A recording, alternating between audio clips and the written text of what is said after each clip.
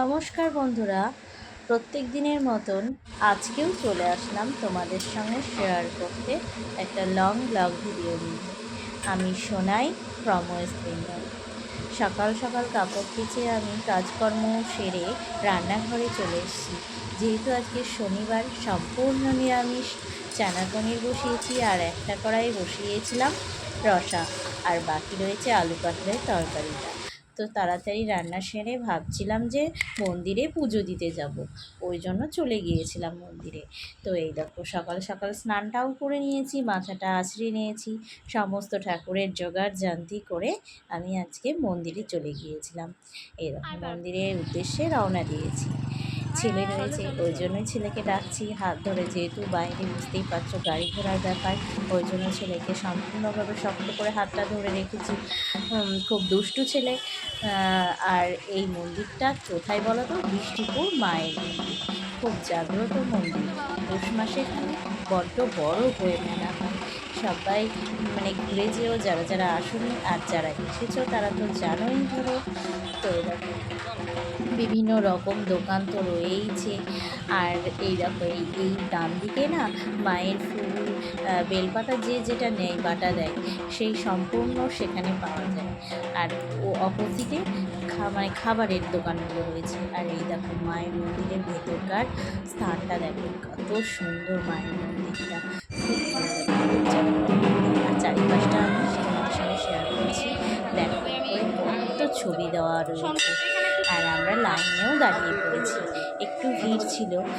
পুজো শুরু হয়ে গেছিলো, যেহেতু 9টা সাড়ে 9টা, আমার একটু রান্না বান্না সেরে যেতে দেরি হয়ে গেছিলো, ওই জন্যই আমার একটু লাইনে পড়তে হয়েছে। তো এই দেখো ঢুকে পড়লাম মায়ের একে একে মায়ের মন্দিরে ঢুকে এই দেখো সবাই মিলে বসে পড়েছি মায়ের কাছে। মায়ের আশীর্বাদ নেওয়ার অপেক্ষায় রইলাম আমরা। মা আশীর্বাদ করবে সবাইকে। আর ঠাকুর মশাই এরকম মায়ের গলায় মালা পরিয়ে দিচ্ছে। আর মালা পরা মায়ের মুখটা দেখে যেন মন ভরে যাচ্ছে, মাকে দেখে কত ভালো লাগছে। অনেক দিন ধরেই মায়ের কাছে আসবো আসবো ভাবছিলাম, যাক শেষমেশ আমার অবশেষে আসা হলো। তো সবাই প্রণাম করছে। মায়ের পুজো টুজো হয়ে গেছে ধরো, তারপর পুজো টুজো করা হলো। মায়ের পায়ের সিঁদুর সবাইকে ঠাকুরমশাই একের পর এক সবাইকে পরিয়ে দিচ্ছে। পড়া হয়ে গেছে, এই দেখো ঘন্টাটাও সবাই বাজিয়ে নিচ্ছে একের পর এক। মেয়েও বাজিয়ে নিল, আমিও বাজিয়ে নিয়েছিলাম, তার জন্য নয়। তারপরে একটু মায়ের কাছে ভালো করে আশীর্বাদ চেয়ে নিচ্ছি, যাতে মা সবাইকে আশীর্বাদ করে, সবাইকে ভালো রাখে, সুস্থ রাখে, সবার যেন মঙ্গল হোক। তো এরকম মায়ের কাছে ভালোভাবে আমার ছেলে মেয়ের জন্য একটু আশীর্বাদ চেয়ে নিলাম। সবাই ভালো থাকুক, এই তো আমরা চাই, তাই না? দুনিয়াতে কিচ্ছু নেই, হ্যাঁ, শুধুমাত্র মনটা হিংসা ছেড়ে যদি আমরা একে অপরের কথা ভাবি না, কত ভালো লাগে বলো মনটা। তো মায়ের কাছে আমার সম্পূর্ণ পুজো দেওয়া প্রায়ই শেষ। তারপরে দেখো ধূপকাঠিটা আমি ধরিয়ে দেবো, যেখানে সেখানে তো নিষিদ্ধ, যেহেতু প্রচুর মানুষের আনাগোনা। তো ওই জন্য একটা নির্দিষ্ট স্থান রয়েছে, তো নির্দিষ্ট স্থানে গিয়ে আমি এই দেখো ধূপকাঠিটা ধরিয়ে দিয়ে এলাম।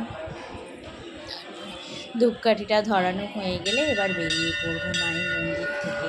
মায়ের মন্দিরে যেতে থাকতে, বেশিক্ষণ থাকতে আমার খুব ভালো লাগে, কিন্তু কি না, তো যেহেতু ছেলে মেয়ে খাবারের ব্যাপার আছে, বুঝতেই পারছো, না খেয়ে সবাই মিলেই আমরা পুজো দিয়েছি।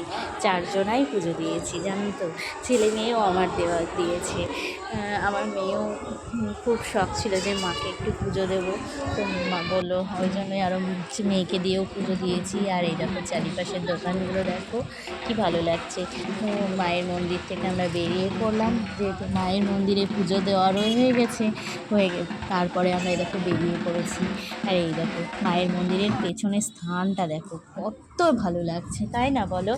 খুব সুন্দর বাঁধানো একটা জায়গা, এত সুন্দর লাগছে না। আর এই দেখো মায়ের ঘাট, স্নানের ঘাট, কত ভালো লাগছে। আমার ভিডিওটা যদি ভালো লেগে থাকে সবাই আমার পাশে লাইক কমেন্ট করে পাশে থেকো, আর একে অপরের হাত ধরে এগিয়ে চলে আসবো আবার পরবর্তী ভিডিও নিয়ে। টাটা।